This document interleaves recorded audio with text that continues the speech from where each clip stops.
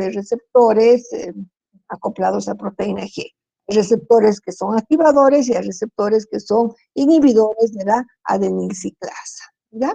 Muy bien, entonces vamos a ver, para hacer un poco de introducción, recordar que tenemos receptores acoplados a proteína G, receptores que son canales iónicos, receptores con actividad enzimática intrínseca y aquellos que son los receptores tirosina quinasa. De estos receptores, entonces, ya habíamos explicado todo lo relativo a los que son los receptores acoplados a proteína G, y también hemos indicado la función que cumplen los segundos mensajeros.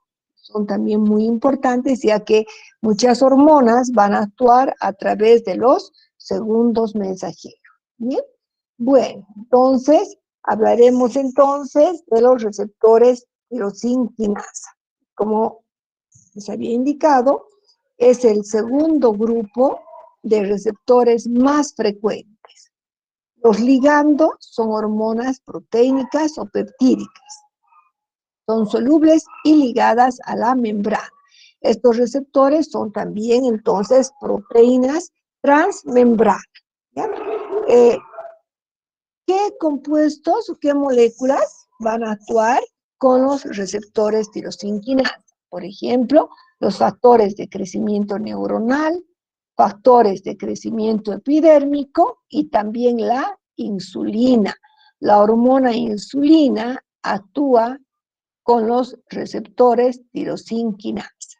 ¿Cómo actúan estos receptores? Vamos a indicar que la fijación de un ligando a este tipo de receptores estimula una cascada en la transducción de señales, ¿ya?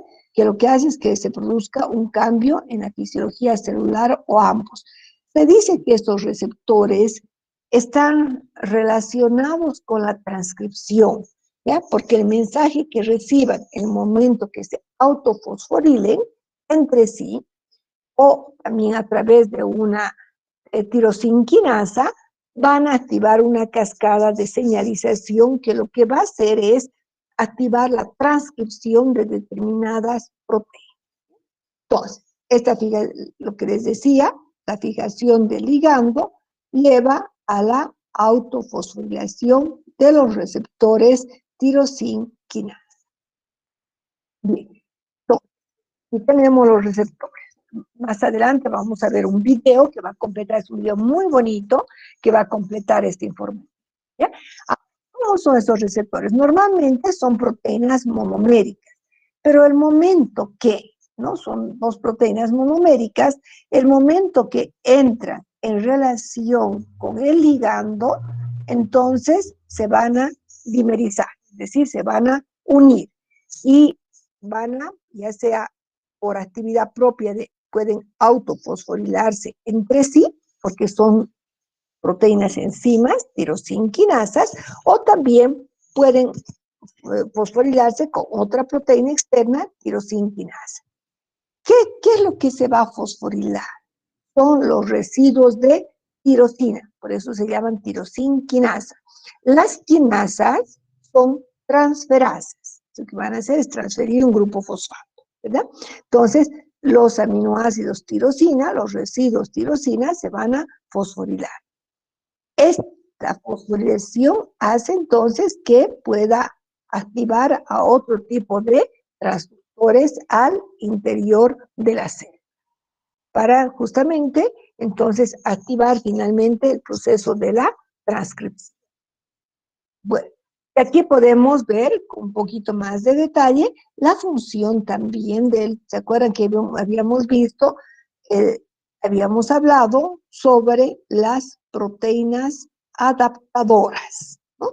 Adaptadoras. Y aquí vamos a ver cómo actúan estas proteínas adaptadoras. Ubicándonos un poco en la membrana, entonces tenemos los receptores tirosina quinasa, que son monómeros, el exterior de la membrana, el interior de la célula, y tenemos aquí la proteína RAS. Esta es una proteína lipidada, es decir, que está unida a la membrana, entonces está unida a la membrana.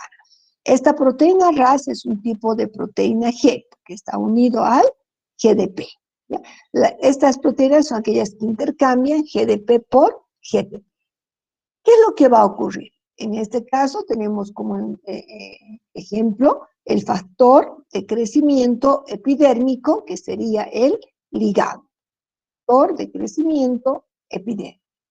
Se va a unir con los receptores, los cuales se van a dimerizar.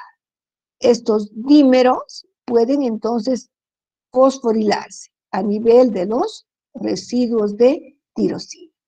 Ahora, el hecho que se puedan entonces, que estén activados, que estén fosforilados, esto hace entonces que la función va a ser activar a la proteína RAS, ¿no? Que es una proteína entonces efectora. La proteína RAS es una proteína efectora. Pero para que puedan activar a la proteína RAS, la proteína no se va a mover. Necesitamos las proteínas adaptadoras, ¿sí? Que habíamos visto que también juegan un papel importante.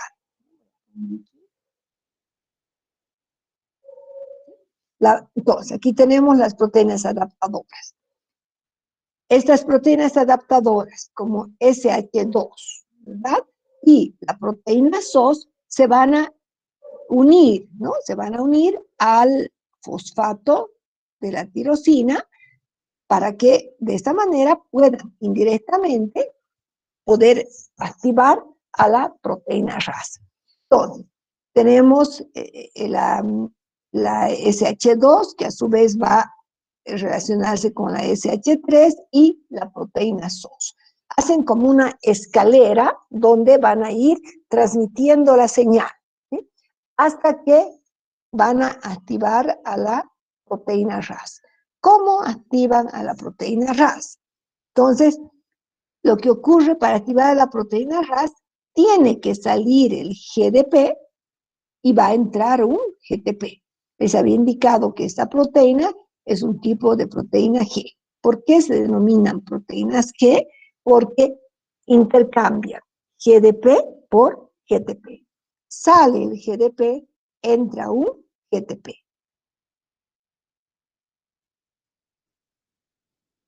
Bueno, entonces, ¿qué es lo que ocurre? ¿Qué es lo que ocurre? La proteína RAS se va a activar. Una vez, entonces, que la proteína RAS que se ha activado, ¿qué es lo que va a ocurrir? Hay la señalización al interior de la célula. Esta proteína RAS lo que va a hacer es activar la transcripción de determinadas proteínas. Ya va a activar entonces la transmisión, la activación de determinadas proteínas, pero a nivel de la transcripción. Lo que hace es activar la transcripción. Por eso se dice que son proteínas relacionadas con la transcripción. Los receptores tirosina quinasa están relacionados con la transcripción, que lo van a hacer a través de efectores como la proteína RAS. Ahora, ¿qué es lo interesante? Ustedes saben que cuando, por ejemplo, hay algunos tipos de cáncer, esta proteína RAS ha mutado, ¿no? Si la proteína RAS ha mutado, puede intercambiar GDP por GTP, pero después no puede liberar un fosfato para convertirse nuevamente en GDP. No puede liberar el fosfato. Y se dice que se quedan permanentemente activadas, es decir, que estarían permanentemente encendidas. Todo el tiempo están activando transcripción, transcripción. O sea, ¿qué están haciendo al activar la transcripción? Síntesis irregular de proteínas, que lo que va a tener como consecuencia una multiplicación irregular de células. Entonces, se ha descubierto que hay varias proteínas relacionadas a la mutación de la proteína RAS, a la mutación de la proteína RAS. ¿Por qué? Porque se queda encendida, ¿sí? Se queda unida al GTP, no puede liberarse libera su grupo fosfato y estaría activando constantemente la. Bien, entonces, bueno, y esto es un poquito como, fíjense que todos los procesos metabólicos que se llevan a cabo están relacionados con esta señalización al interior de la célula, ¿no? Entonces, hay diferentes mensajeros que van a activar los procesos metabólicos. Tiene que ver por qué se va a activar una glucólisis, por qué una glucogenólisis, porque la célula capta la señal a través precisamente de ligandos, de hormonas o de otros compuestos. ¿Bien? Esto es simplemente para ver cómo, un ejemplo, que la glucogenólisis es estimulada por múltiples segundos mensajeros, ¿no? Entonces, aquí vamos a ver qué es lo que ocurre a nivel de las células hepáticas, ¿no? Aquí tenemos la estimulación beta-adrenérgica, que puede ser por la epinefrina, que a su vez va a activar al diacilglicerol, AMP cíclico y al inositol trifosfato. El inositol trifosfato a su vez al calcio, el AMP cíclico va a aumentar el nivel de la proteína quinasa dependiente del AMP cíclico, ¿sí? Y también a la proteína quinasa.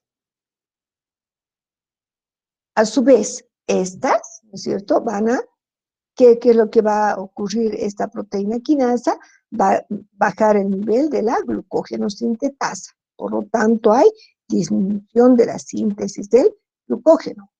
Pero también esta proteína, ¿verdad?, esta enzima, la proteína quinasa dependiente del AMP cíclico, eleva el nivel de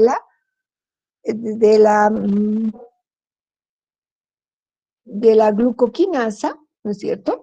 De la glucoquinasa, es decir, lo que va a hacer es aumentar la fosforilasa, la glucógeno fosforilasa, y lo que ocurre es que se aumenta la degradación del glucógeno. Al aumentar la degradación del glucógeno, que es lo que estamos haciendo, aumentar el nivel de la glucosa. Ustedes saben por bioquímica que tanto la glucogenólisis como la síntesis de glucógeno es un proceso altamente regulado. No puede estarse sintetizando glucógeno y al mismo tiempo degradando, porque hay enzimas que van a regular este proceso, ¿no? Entonces, disminuye la glucógeno sintetasa y aumenta la glucógeno fosforilasa para que tengamos una mayor cantidad de glucosa por degradación del glucógeno. Lo mismo va a ocurrir a nivel de las células musculares, es un proceso similar, solamente se puede ver la actividad de los diferentes, entonces, activadores, ¿no?, de los segundos mensajeros. Saben que el calcio más 2 y el MP cíclico son también segundos mensajeros. En este caso es igual que en el proceso, el MP cíclico activa a la fosforilasa quinasa, dependiente del MP cíclico, lo que va a hacer que baje el nivel de la glucógeno sintetasa, por lo tanto disminuye la síntesis del glucógeno, pero a su vez activa a la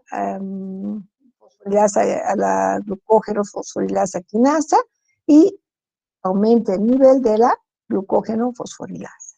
Por lo tanto, hay de aumento de la degradación del glucógeno, es decir, aumente el nivel de glucosa. Entonces, ¿por qué no podemos al mismo tiempo estar usando la glucosa para sintetizar el glucógeno y estar degradándose? Son procesos altamente equilibrados. Pero lo importante de esto es ver cómo todo se da a través de las señalizaciones, ¿no? La importancia, cómo actúan estas hormonas a nivel de los receptores. ¿Qué es lo que ocurre al interior de la célula? Hay cambios, hay procesos metabólicos que están altamente regulados gracias a la señalización. Los productos de los procesos metabólicos se van a constituir en muchos casos en inhibidores de esa unión del ligando con el receptor.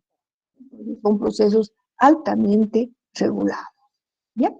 Bueno, para terminar esta parte, vamos a indicar que la regulación de la respuesta. Algunos receptores de superficie son internalizados. Decíamos, ¿no? Que hay varios procesos de regulación de la señalización.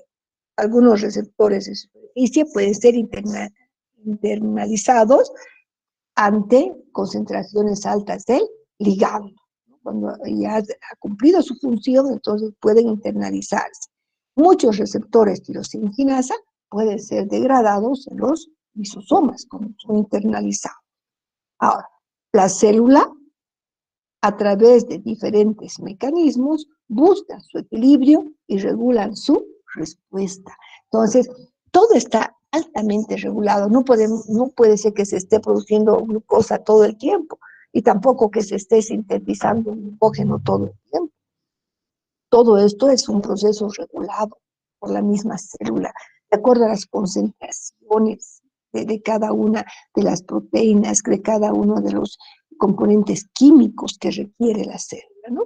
Entonces, algo muy importante, ya les había indicado, la señalización no termina en la membrana, comienza en la membrana, ya que la unión del ligando con el receptor va a hacer que al interior de la célula se lleve a cabo una serie de cambios, debido precisamente a la transducción de la señal, si la información de la señal hacia el interior de la célula.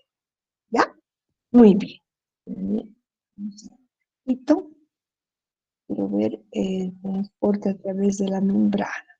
Ya, entonces vamos a ver ahora, les voy a pasar el link para que podamos ver un video sobre receptores tirosinquinasa, que es corto, ¿ya? Solamente van a ver hasta el minuto 8. El video tiene 12 minutos, pero yo necesito que vean solo hasta el minuto 8. ¿Ya? Porque después se habla de los medicamentos que ahorita no tiene importancia para nuestra asignatura. Voy a copiar y les voy a pasar el link. ¿Sí? Entonces, vamos a ver. Ya, 7 minutitos. Yo no puedo grabar, lastimosamente, no se puede grabar, ¿no? Cuando voy a poner el video, pero ustedes no van a poder escuchar. O sea, véanlo y lo voy a poner, siempre yo por lo menos que se vea la imagen, pero no sé por qué tampoco se graba la imagen. Sin embargo, también voy a colocar.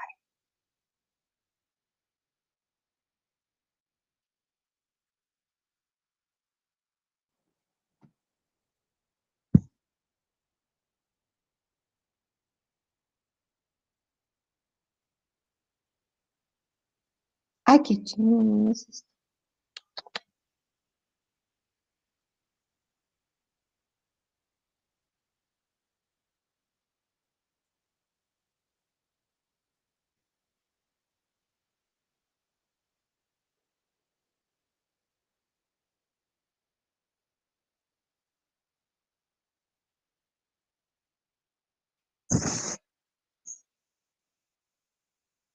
No he copiado, creo que se pasado, ve un ratito, creo que no he copiado bien, chicos, y se puede salvar el código del Meet nuevamente, a ver.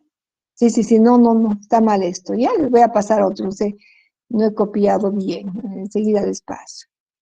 Ay, ¿qué ha pasado? Mm, ay, qué raro.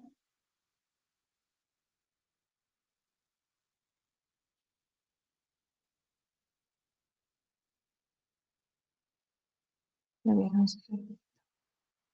Ya. Entonces vamos a dejar de presentar. Les voy a pasar, no les he pasado otro código de otra página.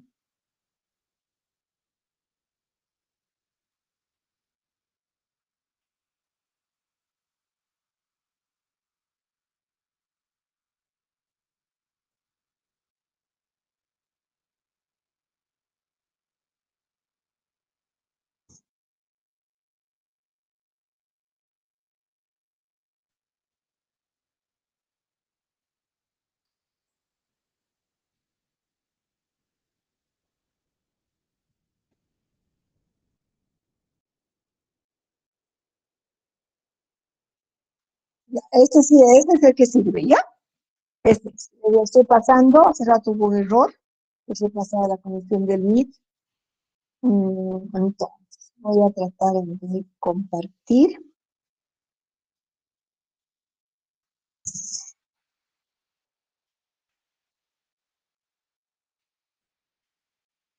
Entonces se ha mejorado la señal, porque antes no se podía, veremos si se puede. Que vemos que cuando se comparte, aparece lenta. No, sí, igual. No, no, no. No voy a compartir. También voy a dejar de grabar para que no, no es que se nos corte el video. normal también en la TK. Ya, pueden ver, entonces tenemos 8 minutos, por favor.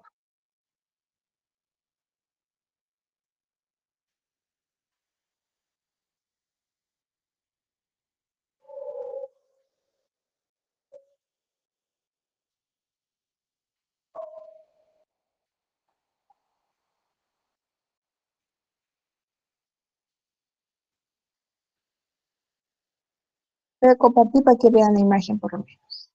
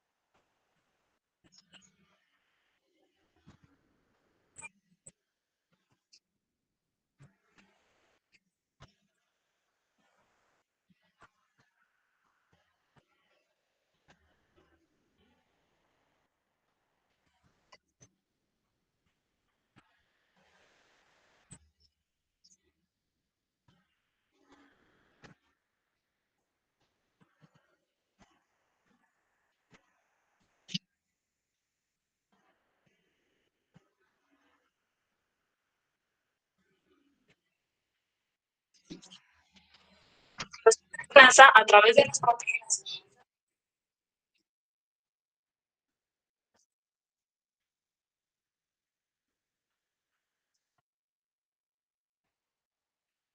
Doctora, se escucha entrecortado. ¿Me escuchan? No, yo no lo escucho.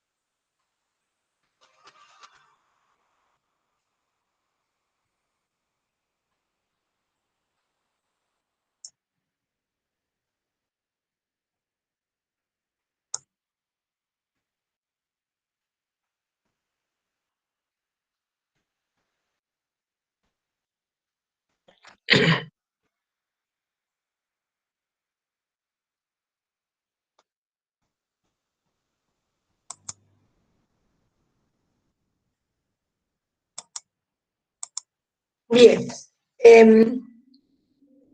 Claro, y claramente les dije que yo he puesto el video para poder grabar, porque no se escuchan los videos, ¿sí? El problema de Meet es que no permite que se puedan compartir bien los videos. Enlaces, ¿ya? Porque directamente compartir yo desde mi computadora a ustedes, no se puede, es imposible. Incluso Meet tiene una opción, pero se escuchan entrecortados. Por eso es que les paso el enlace para que ustedes puedan ver. Y les dije, vean a los 8 minutos. Si yo lo he puesto en mi computadora es para ver si podemos grabar y que sea parte de la grabación. Tal vez incluso se vea solo la imagen en la grabación. Ese es el problema, ¿no? Pero es una limitante que tiene Meet, ¿ok? Bien.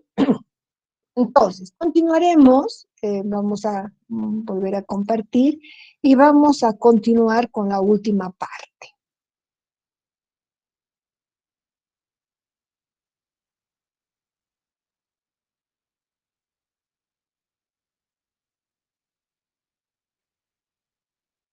Ahora vamos a hablar un poquito entonces de lo que es el transporte a través de la membrana.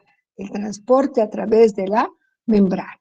¿Sí? Lo que nos faltaría es corto y luego también tengo, ya habíamos visto aquí, y hablaríamos del transporte.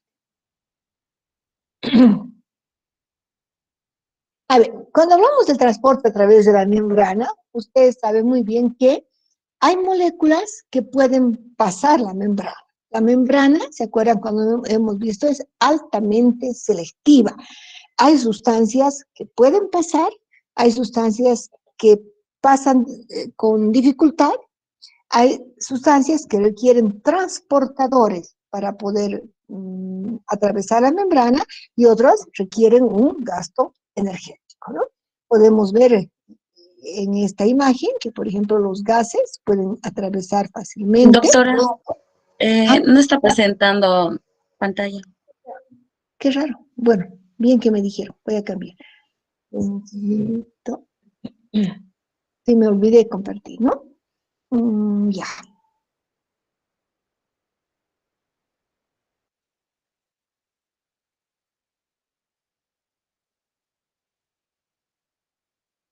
Ya, perfecto.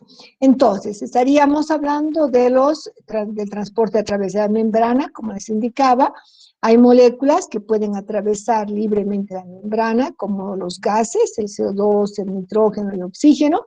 Hay otras moléculas cargadas que sí pueden pasar libremente la membrana, el etanol, ¿no? Por eso es que el efecto, cuando alguien toma, bebe una bebida alcohólica, el efecto es rápido, ya que el alcohol atraviesa fácilmente la membrana.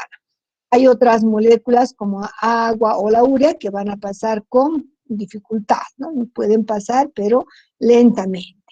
Hay la glucosa, por ejemplo, no puede pasar, requiere de un transportador de glucosa, se puede llevar en bioquímica. Y los iones tampoco pueden pasar, son moléculas cargadas. El potasio, magnesio, calcio, bicarbonato, fosfato, etcétera, no pueden atravesar. Requieren también de canales iónicos para poder atravesar. Y los aminoácidos, el ATP, la glucosa 6-fosfato, igualmente requieren de receptores, requieren transportadores, que son proteínas. Los transportadores son proteínas también que van a permitir el ingreso de determinadas sustancias al interior de la célula. Bueno, vamos a hablar de algunos tipos de transporte. ¿Ya? Y antes vamos a ver, esta es una pregunta bien interesante, ¿no es cierto? A ver, nosotros vamos a tener sustancias que van a pasar por simple difusión, ¿no es cierto? Sustancias que van a pasar sin un transportador. Estoy hablando, por ejemplo, del etanol, estamos hablando de los gases, etc. Y tenemos sustancias que pueden atravesar, entonces, con la ayuda. Hay sustancias que van a pasar con transportadores, ¿no es cierto? Y otros que van a pasar simplemente, dice, difusión simple, sin transportador, y difusión con transportador. La pregunta es la siguiente. ¿Cuál de las dos moléculas va a gastar más energía?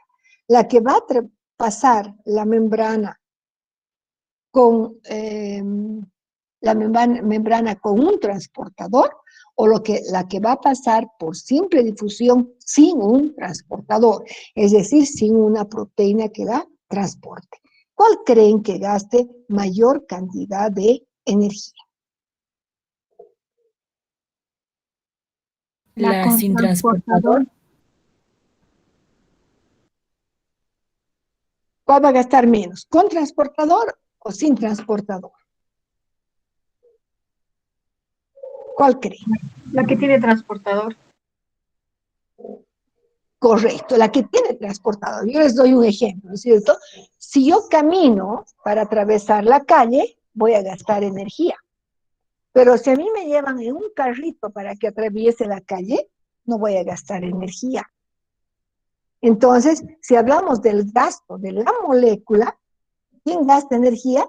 La molécula que va a pasar entonces por simple difusión sin transportador es la que va a requerir mayor gasto energético.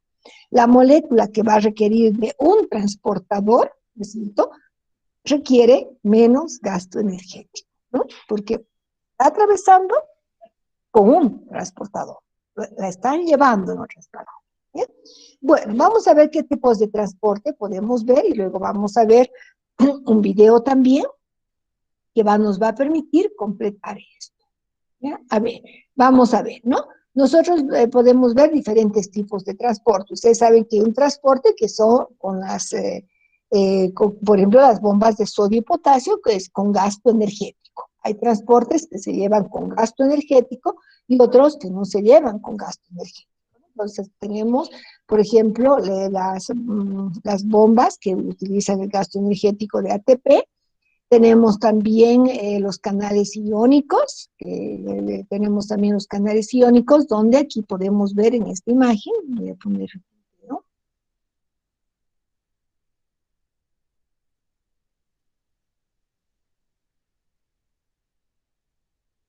Ya, podemos ver entonces, normalmente, una vez que entran en contacto digamos, con otra proteína, los iones, se abren los canales iónicos. Y entonces los iones pueden entrar libremente a través de los canales iónicos, que son para moléculas cargadas, moléculas pequeñas cargadas.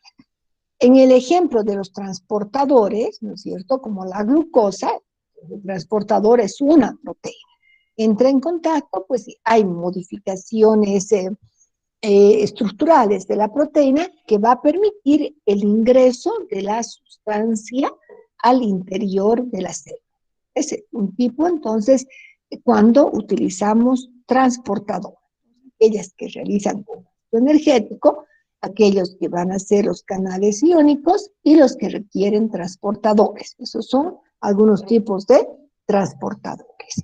Ahora, dependiendo si se transporta una molécula o dos simultáneamente, hay diferentes tipos de transporte.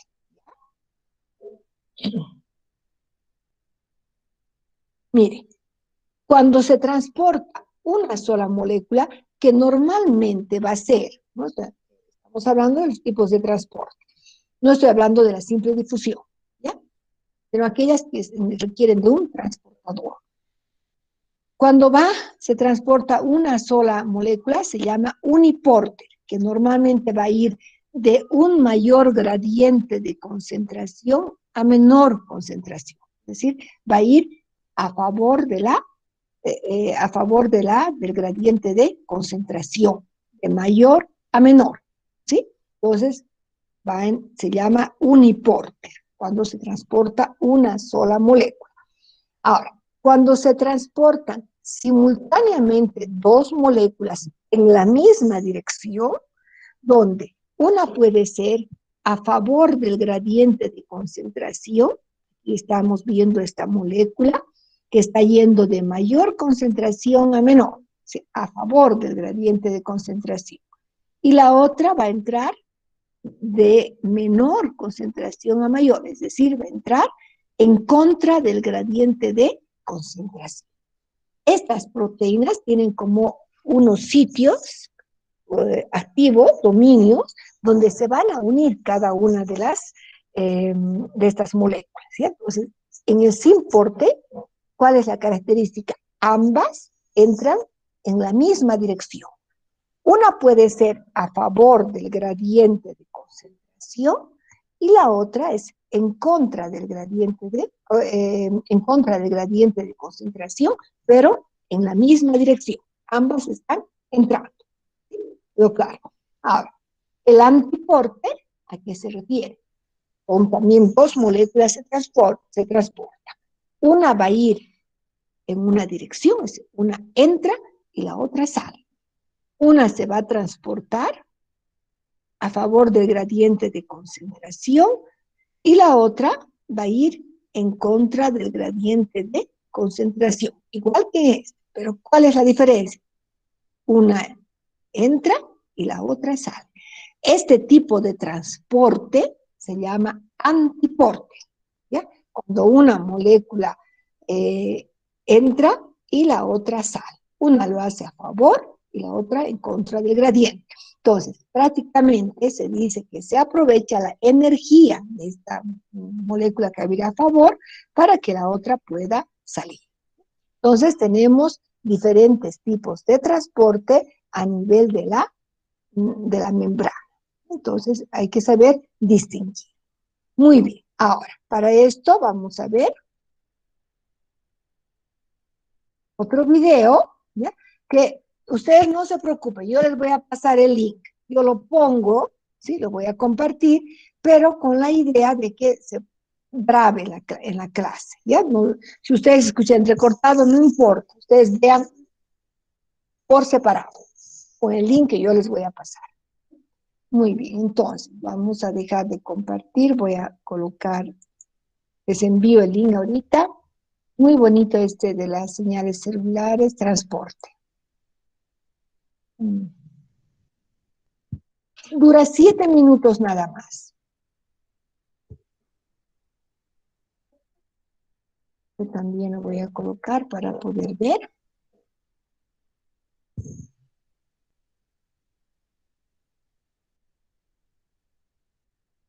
Lo voy a compartir para que podamos grabar.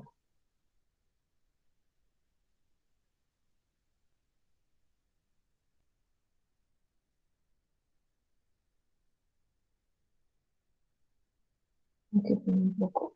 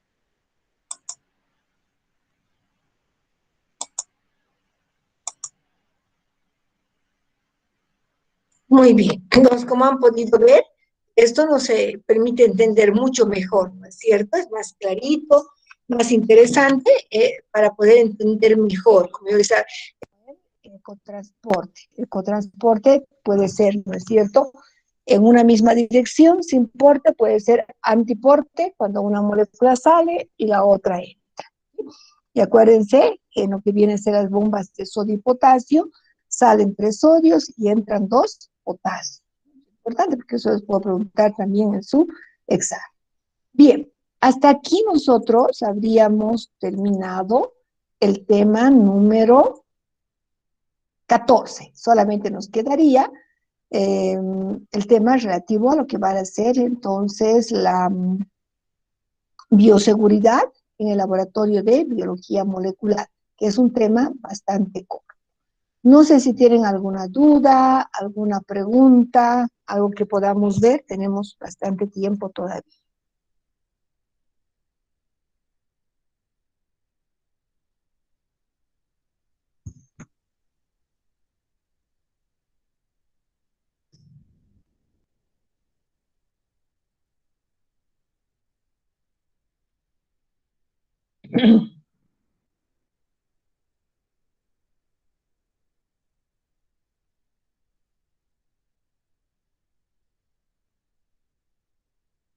A ver, si no hay preguntas un poco al respecto. cortar esto. Ya, muy bien. Preguntas primero sobre el tema. Luego les voy a preguntar ahora, miren, cuando hemos tenido que atravesar este problema de la pandemia, muchos laboratorios han tenido de emergencia que organizar un laboratorio de biología molecular, puesto que la única técnica de diagnóstico válida es la RT-PCR, para identificación del virus SARS-CoV-2. En todo lado, incluso en el Chapare han puesto, han comprado termocicladores en tiempo, ¿no? Entonces, muy importante saber quiénes tenían que organizar, los bioquímicos, tenían que saber cómo separar las áreas. Hay áreas que deben estar muy separadas, que no se pueden mezclar, ¿no? Entonces, hay que tener mucho cuidado. Incluso en biología molecular, las micropipetas que yo voy a utilizar para la extracción de ADN, nunca debo utilizar para otra finalidad, ¿ya? O las que voy a utilizar para preparar el mix, para hacer la prueba, para llevar luego al termociclador, tampoco debo mezclar. Necesito pipetas por separado. Cada área debe estar separada físicamente, ¿sí? Físicamente, para evitar contaminaciones o resultados erróneos en el trabajo de laboratorio, ¿no? Esto es un poco de una recomendación que ya vamos a ver. Pero sigamos con nuestro tema todavía de los receptores y del transporte a través de la membrana. Yo quisiera, ya voy a cortar la grabación porque ya hemos prácticamente terminado este tema.